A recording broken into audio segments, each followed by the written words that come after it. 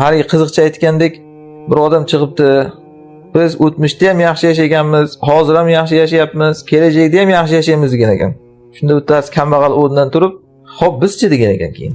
Bundan avval ham yaxshi yashaganmiz, hozir ham yaxshi yashayapmiz, bundan keyin ham yaxshi yashaymiz. Bitta savol bor rais bu. Xo'p, Biz qachon yaxshi yashaymiz? Bitta savol bor rais.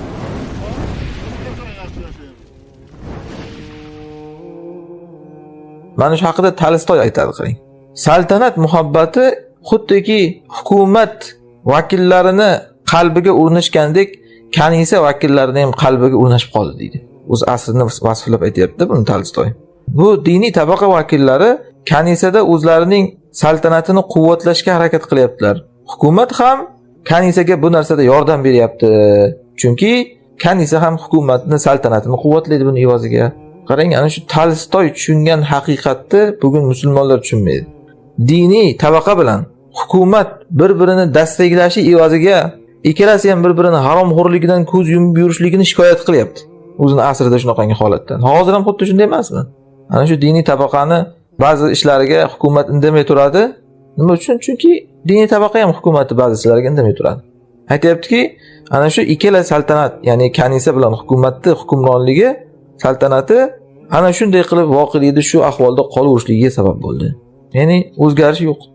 Keyin bular chiqib xalqqa hamma yaxshi yashayapti deb va'z o'qigan. Qani kim ochidan o'libdi? Mana yaxshi yashayapmiz-ku deb. Ha, endi bir jur'at qilib aytadigan odam yo'qki, yaxshi yashayapsan, yaxshi yashayapmiz emas. Har qiziqcha aytgandek bir odam chiqibdi. Biz o'tmishda ham yaxshi yashaganmiz, hozir ham yaxshi yashayapmiz, kelajakda ham yaxshi yashaymiz degan ekan.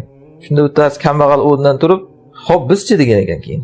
"Ha, sen yashayapsan to'g'ri, o'tmishda ham, hozir ham, kelajakda ham yaxshi yashaysan. Bizchi?" Ana shunday deydigan odam bo'lmagan, qo'rqqan. Chunki bir tomondan kanisaning kuchi, bir tomondan hukumatning kuchi bor. Hozir diniy erkinlik deganda ham xuddi shunaqa narsani ko'rasiz. Mulla chiqadida minbarga kimni diniga ta'sir qilishibdi deydi. O'zini misol qilib aytadi, ya'ni "Men soqol qo'yib yuribman" deydi. Va kimni deydi, xotinning hijobini yechibdi, "Men xotinim qizim hijobda yuribdi" deydi. "Maktabga ham boryapti kerak bo'lsa" deydi. "Ha, seniki bo'lsa, sen egal qilayotgan bo'lsang, bo'ldimi? Butun xalq qilyapti deganim. Sen nimadir hukumatga ularni bir yomonliklaridan ko'z yumayapsan, ular ham shuning uchun seni shu jihatingdan ko'z yumib turibdi-da. Lekin hammaga unday emas. Ana shuni tushunmaydi, odamlarga o'zidan misol qilib gapiraveradi. Kanisa ham mana shunaqa edi deyapti. Bu til biriktirish kanisa bilan hukumat o'rtasida ana shu ham keyin odamlarning qalbida dinga nisbatan ko'ngil qolgan nafrat kelib chiqishligiga sabab bo'lgan.